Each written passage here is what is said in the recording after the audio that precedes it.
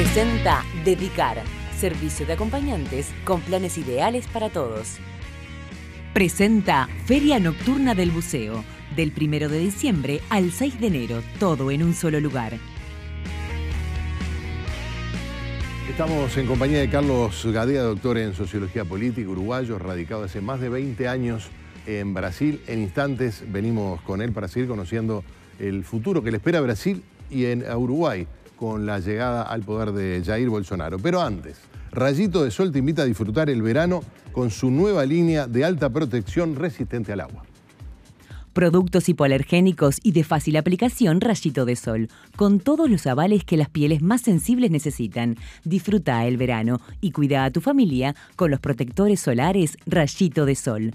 Rayito de Sol te protege más que siempre. Distribuidor exclusivo Eduardo Chiape.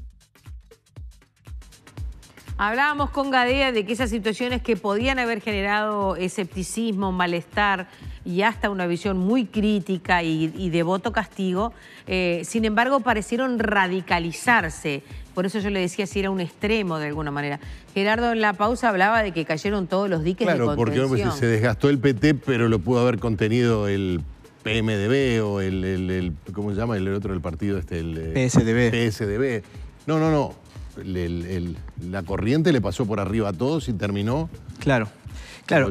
Digamos, acá podemos poner dos interpretaciones. Hay quienes dicen de que, digamos, la sociedad brasilera se derechizó, digamos, no se fue realmente al otro extremo, que hay toda una agenda mucho más a la derecha y que, bueno, y que desde el punto de vista ideológico hubo un cambio en ese sentido. No es la interpretación que yo manejo. La que me parece más plausible es que lo que hubo, de hecho, en esta elección fue un triunfo claro del antipetismo. La fuerza política que ganó fue el antipetismo. En este sentido se precipitó el triunfo de Bolsonaro. Digamos que el triunfo de Bolsonaro no es un triunfo que de hecho recayó sobre la figura de él y que la elección de él fue por una elección a él mismo, sino que, digamos, un proceso llevó inevitablemente, contra gusto inclusive de muchas personas, y recayó en la figura de Bolsonaro. Y voy a explicar por qué. Porque, por ejemplo, la principal figura, paradójicamente, de todo este proceso político que llevó al triunfo de Bolsonaro fue Lula da Silva. Y esta es una interpretación muy importante de llevar adelante y que muchos politólogos en Brasil la manejan, que es la siguiente.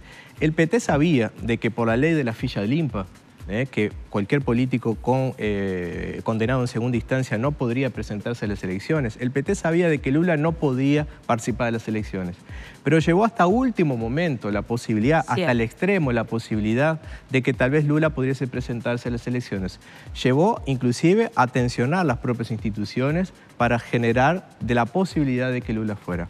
Sabían perfectamente, lo sabía todo el mundo. Hay un candidato a la presidencia como Ciro Gómez que maneja esta tesis que estoy diciendo también, y él es el que de hecho la está divulgando con más fuerza. Todo el mundo sabía de que eso no iba a ser posible.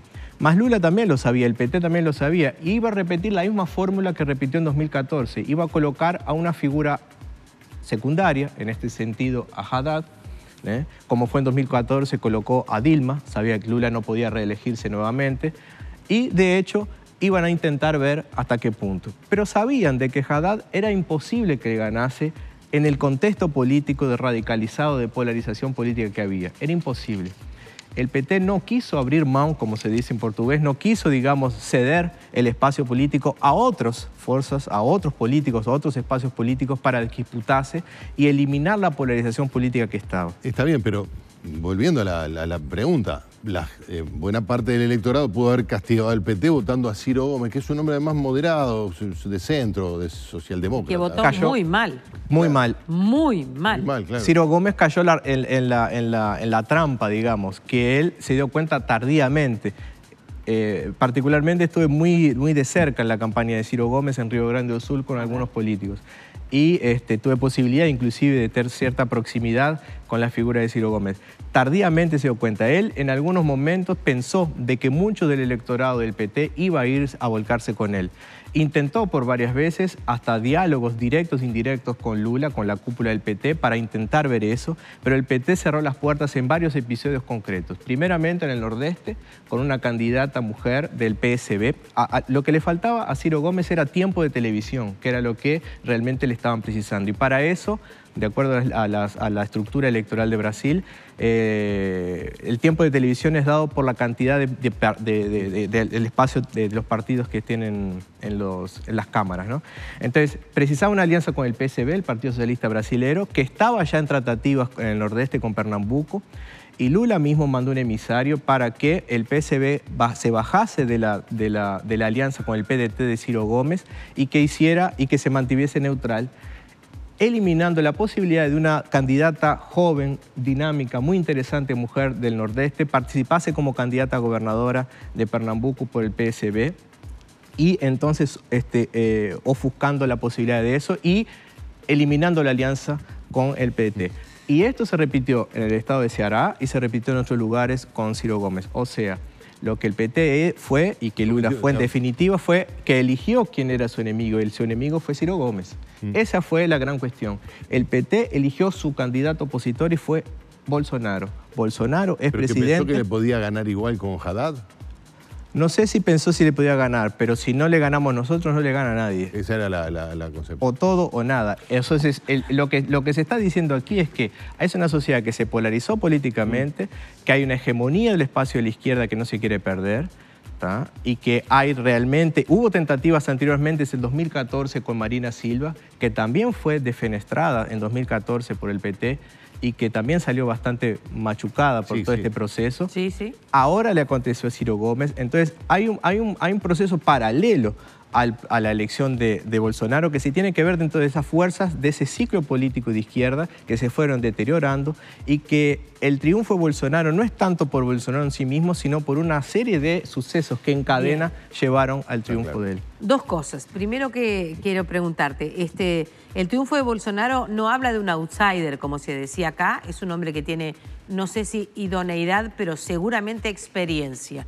Tiene muchos años de banca, de cabildeo, de negociar delante y detrás en pasillos, como decimos nosotros. Pero a la vez tiene 3 hijos, o sea que no es un Bolsonaro, que son 4.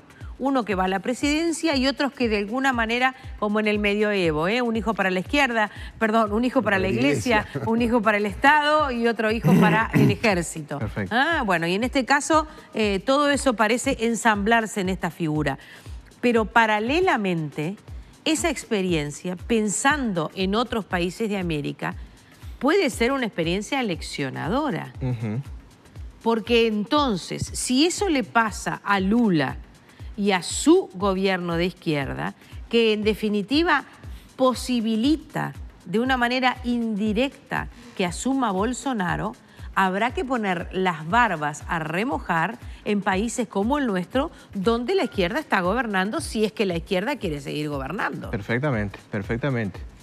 Creo que sí, que son ejemplos que están dados ahí y que cada país se da, digamos, la contracara o el espejo que le es dado. En Brasil se produjo el efecto Bolsonaro, militar, la iglesia evangélica, con todos los componentes típicos de todo lo que viene en la historia de los últimos 20 años con actores políticos y sociales que han emergido y con fuerza. Por ejemplo, la iglesia evangélica ha tenido una fuerza brutal, inclusive en el combate de la pobreza, y que ayudó mucho al gobierno del PT.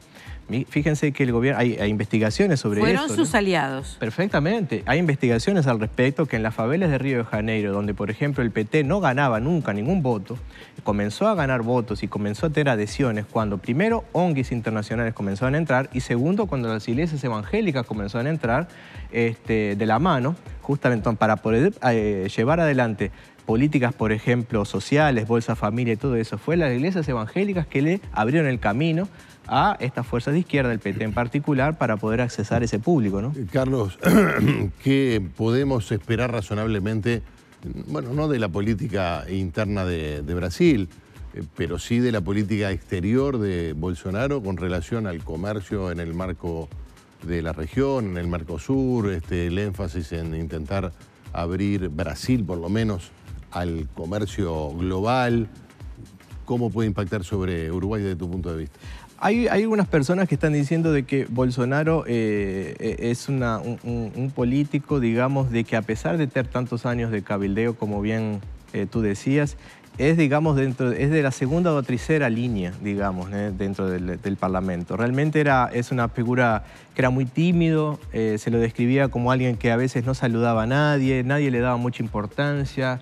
Era una persona casi insignificante dentro de la política, dentro de la esfera parlamentar. Era alguien que no se fue construyendo como una figura a partir del 2009 para acá, cuando salí inclusive en programas de televisión sensacionalistas, con algunas cosas muy particulares que por cuestión de tiempo no vamos a detallar. Ahora, a partir de esto, de esta figura de él mismo, en sí mismo, él en sí no tiene gran estufo, no está realmente armado de una gran capacidad política como para poder armar un equipo con talento. Pero poner al juez Moro en el Ministerio de Justicia... Fue el mejor golazo que pudo haber hecho. Con objetividad se lo puedo estar diciendo, con relación a lo que le dijo a la sociedad brasileña y principalmente al mundo, y a los posibles inversores que precisa Brasil. Independientemente de lo que podamos opinar sobre la operación Lava Jato, digamos, la señal que le quiso dar al mundo, inclusive porque es también hasta un aspecto contenedor a las posibles sospechas de riesgos a la democracia que puede significar Bolsonaro. La figura de Moro puede ser como un balanceador. Y eso puede ser interesante. Perdóneme porque usted me dirá, yo no estuve allí, pero yo quiero hacer la pregunta por si sale. ¿Se le ocurrió a él?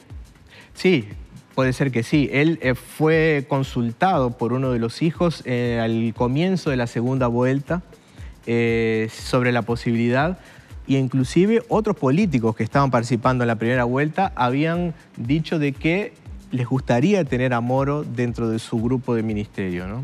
Eso fue como para tranquilizar.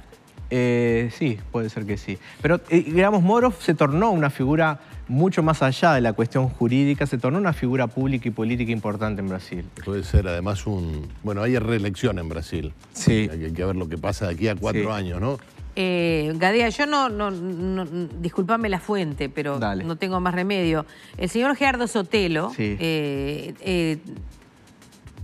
No te lo quiero presentar, pero en fin, el señor Gerardo Sotelo planteó en Twitter: ¿hay algo más inquietante en Jair Bolsonaro que sus ideas? Es su convicción de que está cumpliendo una misión de Dios. Eso es lo más inquietante. Suele ser la coartada para cualquier barbaridad. ¿Coincide? Perfectamente. Es el aspecto más frágil y el más vulnerable, el más deslegitimador en cuanto a figura política que tiene Bolsonaro y el aspecto que más va a tener que remar durante mucho tiempo en Brasil en cuanto a figura política, ¿no? ¿Va a tener que remar cuando usted me dice que todas las iglesias evangélicas lo apoyan? Bueno, pero no todas las iglesias evangélicas son Brasil, ¿no?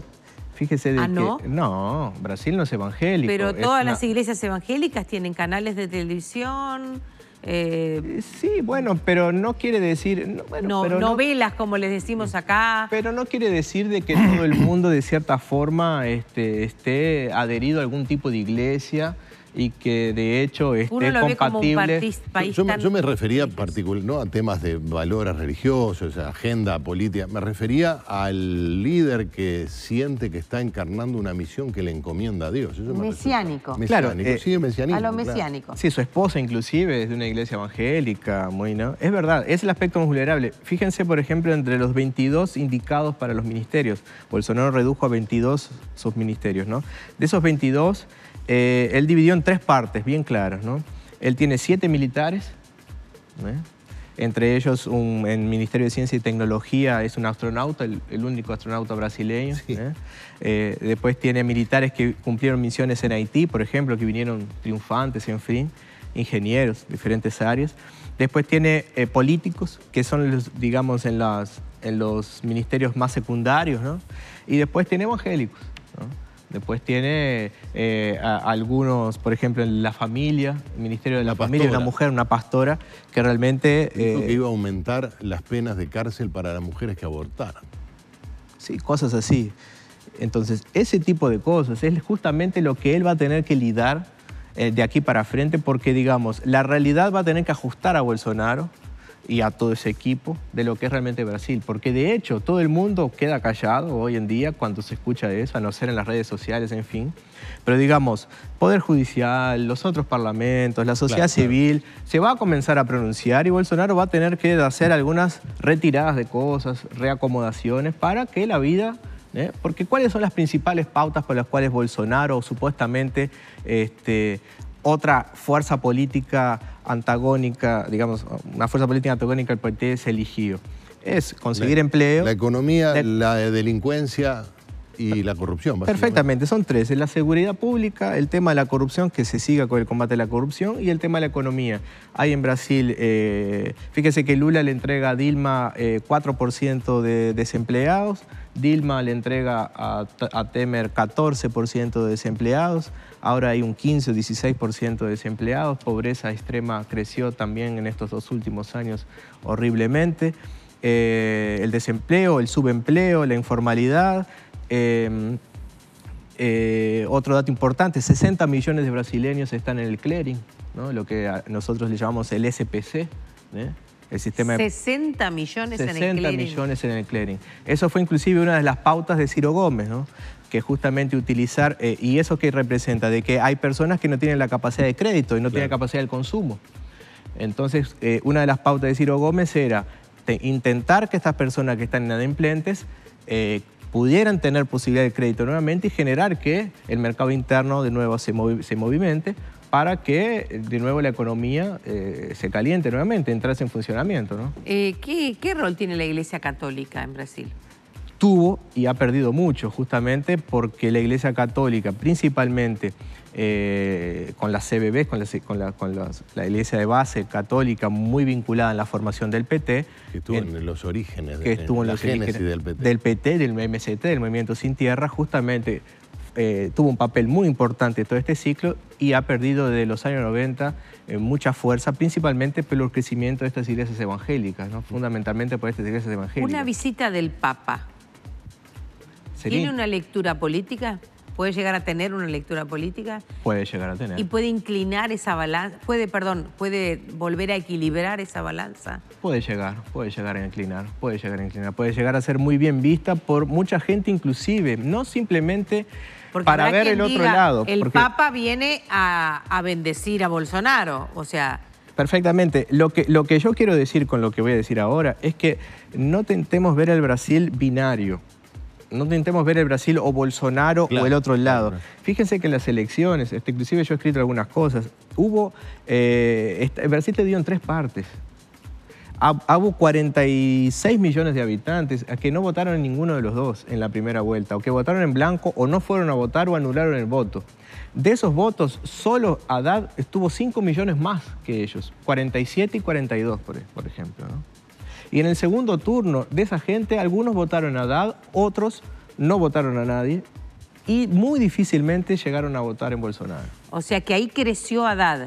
Creció. Haddad subió 16 millones de votos. Claro, lo que creció fue ahí. Claro, por el temor a Bolsonaro, porque en algún momento ese temor, de hecho, funcionó en mucha población, ¿no?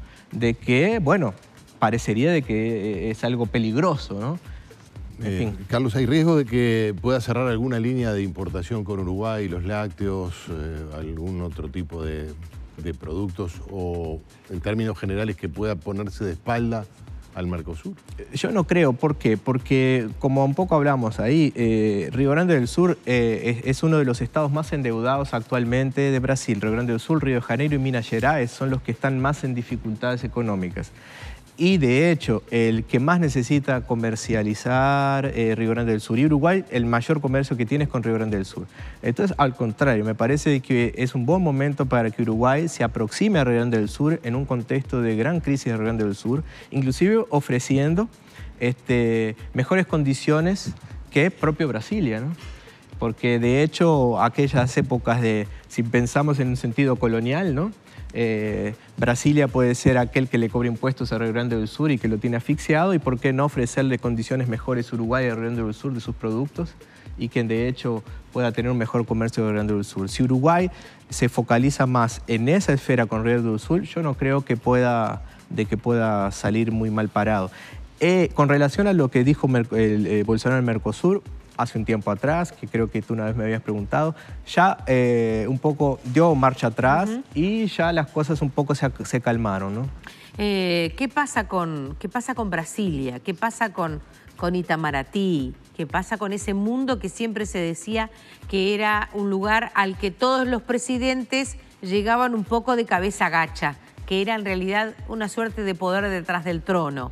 No parece que eso vaya a pasar en el gobierno de Bolsonaro. No, porque Bolsonaro llega en un momento, digamos, de gran legitimidad en el sentido de que se cierra un ciclo, ¿no? Y además de que se cierra un ciclo, Lula está preso, ¿no? Que eso simbólicamente es muy fuerte, ¿no? Y al mismo tiempo hasta triste en cierto sentido, ¿no? Porque mucha gente había depositado muchas energías positivas en una figura política, en fin, y todo un ciclo que se cierra. Pero Bolsonaro llega con el gas, con todo el gas posible. Y como siempre ha sucedido en Brasil, todo presidente que se elige tiene los primeros 6 meses prácticamente libertad para poder hacer lo que quiera, ¿no? Nosotros llamamos eso... 100 días, los primeros 100 días. Los primeros 100 días. Pero en Brasil es todo... O la luna de miel. Claro. Perfectamente. En Brasil, pero Bolsonaro dijo Brasil que Lula... 6 meses, ¿no? 6 meses. Claro. Buah, ese calor. También Bolsonaro le ha dicho a Haddad que quería ir a ver a Lula. Le dijo, se va a apodrecer. Se va a pudrir entre Se va a pudrir, perfectamente, es verdad. Sí, es una guerra que, en fin, ¿no? Para empezar un año nuevo. Para empezar un año nuevo de otra forma y esperemos de que esa polarización que se estableció y que ojalá que aquí en el Uruguay no se establezca de forma tan ferreña, ¿no? Tan triste, ¿no? Que en Brasil se han peleado amigos, familiares, todo este ciclo de estos últimos 5 años para acá fue de un gran desgaste, ¿no? De malas interpretaciones, de cosas mal dichas o mal interpretadas y que llevaron a esta polarización política o de un lado o del otro, cuando en realidad la cosa es mucho más plural y mucho más diversa y que, bueno, que esa polarización se acabe y que comiencen nuevos ciclos, ¿no? Nuestro país ha recibido una serie de consultas importantes de personas que quieren venir acá. Como que hay una situación que les ha generado, bueno, no sé si desánimo o preocupación por lo menos, ¿no? Sí. Puede ser. Sí, es verdad, es verdad. El punto de vista del empleo, por ejemplo, la posibilidad de cierta persecución. Sí, porque la agenda, por ejemplo, por decir una, ¿no? La agenda LGBT de homosexuales y todo eso, se pueden sentir un poco violentados de repente por la cuestión del discurso. No sé si en los hechos puede pasar algo. Bueno, la muerte de esta mujer, que era una líder en Río, marcó un antes y un después al respecto. Perfecto, de Marielle, ¿no? Que hasta ahora está en sigilo, o sea, no se sabe nada. La policía dice que tiene informaciones, se los pasa a la familia, ¿tá? Pero no se sabe públicamente absolutamente nada.